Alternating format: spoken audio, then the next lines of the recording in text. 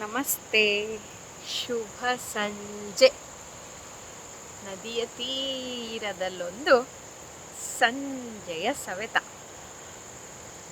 ಹೀಗೆ ತೀರದಲ್ಲಿ ಕೂತಾಗ ತೀರಕ್ಕೆ ಸಂಬಂಧಪಟ್ಟಂತಹ ಒಂದು ಸಣ್ಣ ಪ್ರಸಂಗ ನೆನಪಾಯಿತು.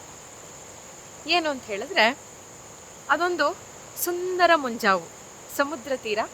ಅಲ್ಲೊಬ್ಬ ಯುವಕ ನಡಿಗೆಗೆ ಅಂತ ಹೇಳಿ ಬಂದಿದ್ದ. ನಡ್ಕೊಂಡು ಹೋಗ್ತಾ ಇರಬೇಕಾದ್ರೆ ಒಂದು ಸ್ವಲ್ಪ ದೂರದಲ್ಲಿ ಸಾವಿರಾರು ನಕ್ಷತ್ರ ಮೀನುಗಳು ರಾತ್ರಿಯ ದೊಡ್ಡ ಅಲೆಗೆ ತೀರದಲ್ಲಿ ಬಂದು ಬಿದ್ದಿದ್ದನ್ನು ನೋಡ್ದ. ಅವನ ಪಾಡಿಗೆ ಅವ್ನು ನಡ್ಕೊಂಡು ಹೋಗ್ತಾ ಇದ್ದ.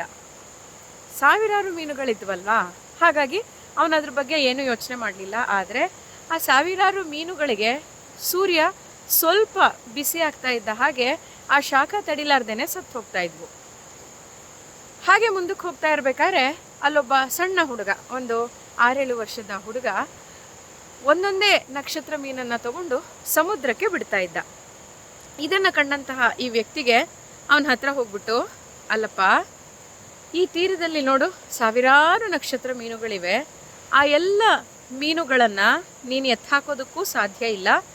ನೀನು ಮಾಡುವಂತಹ ಕೆಲಸದಿಂದ ಯಾವುದೇ ರೀತಿಯ ಬದಲಾವಣೆ, ಯಾವುದೇ ರೀತಿಯ ಪ್ರಭಾವ, ಪರಿಣಾಮ ಬೀರಲ್ಲ ಅಂತ ಹೇಳಿದಾಗ ಆ ಹುಡುಗ ಅವ್ರ ಎದುರುಗಡೆನೆ ಮತ್ತೆ ಬಗ್ಗಿ ಒಂದು ನಕ್ಷತ್ರ ಮೀನನ್ನು ತಗೊಂಡು ಅಷ್ಟೇ ನಿಧಾನವಾಗಿ ಸೂಕ್ಷ್ಮವಾಗಿ ಸಮುದ್ರದ ಒಳಗಡೆ ಬಿಟ್ಟು, ಹೌದು, ನೀವು ಹೇಳಿದ ಮಾತು ನಿಜ.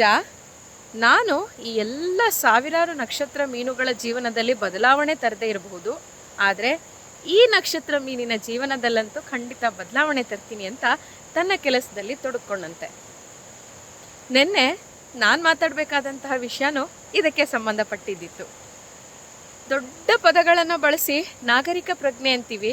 ಆ ಪ್ರಜ್ಞೆ ಶುರುವಾಗುವಂಥದ್ದು ಮನಸ್ಸಿನಿಂದ.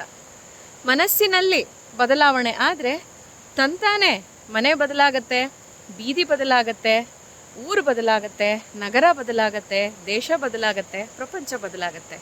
ಬದಲಾವಣೆ ಇಲ್ಲಿ ಬರಬೇಕಷ್ಟೆ. ಎಲ್ಲೋ ಒಂದು ವಸ್ತುವನ್ನು ಬಿಸಾಕೋದಕ್ಕಿಂತ ಮುಂಚೆ ಯೋಚನೆ ಮಾಡಬೇಕು, ನಾನು ಯಾವ ರೀತಿಯ ಕಾಣಿಕೆಯನ್ನು ಕೊಡ್ತಾ ಇದ್ದೀನಿ. ಆಗಷ್ಟೇ ಏನಾದರೂ ಬದಲಾವಣೆ ತರಬಹುದು. ತಾಳ್ಮೆಗೆ ನಮಗೆ ಏನು ಅರ್ಥ ಅನ್ನೋದಕ್ಕೆ ನಮ್ಮ ನಿಘಂಟಿನಲ್ಲಿ ತಾಳ್ಮೆ, ಸಹನೆ, ನಿಯಮ ಪಾಲನೆ ಈ ಥರದ ಪದಗಳನ್ನು ಉಳಿಸ್ಕೊಂಡ್ರೆ ಬಹುಶಃ ಒಂದು ಸೌಹಾರ್ದಯುತವಾದ ಸಮಾಜ ಕಟ್ಟೋದಕ್ಕೆ ಸಾಧ್ಯ ಅಂತ ಅನ್ಸುತ್ತೆ. ಸಮಾಜ ಕಟ್ಟೋ ದೂರದ ಮಾತಿರ್ಬೋದು. ಒಂದು ಪಯಣ ಹೋಗ್ಬೇಕಾದ್ರೆ ರಸ್ತೆಯಲ್ಲಿ ಆ ರೋಡ್ ರೇಜ್ ಅನ್ನೋವಂಥದ್ದಿರುತ್ತಲ್ಲ, ಅದರಿಂದಾರು ಹೊರಗೆ ಬರೋ ಪ್ರಯತ್ನ ಮಾಡ್ಬೋದೇನೋ ಅಂತ ಅನ್ನಿಸ್ತು. ನದಿ ಎಷ್ಟೆಲ್ಲ ಭಾವನೆಗಳನ್ನು ಮನಸ್ಸಿನಲ್ಲಿ ಮೂಡಿಸುತ್ತೆ. ಯಾರಿಗೂ ಯಾರಿಂದಲೂ ಏನನ್ನೂ ಬಯಸದೇನೆ ತನ್ನ ಪಾಡಿಗೆ ತಾನು ಕೊಡ್ತಾ ಸಾಕ್ತಾಳೆ ನದಿ. ನಾವು ನದಿಯಿಂದ ಕಲಿಬೇಕಾದ್ದು ಬಹಳಷ್ಟಿದೆ ಅಲ್ವಾ? ಯಾಕೋ ಕಾಡುವಂತಹ ಪ್ರಸಂಗ ನಿಮ್ಮ ಜೊತೆಗೆ ಹಂಚಿಕೊಂಡೆ.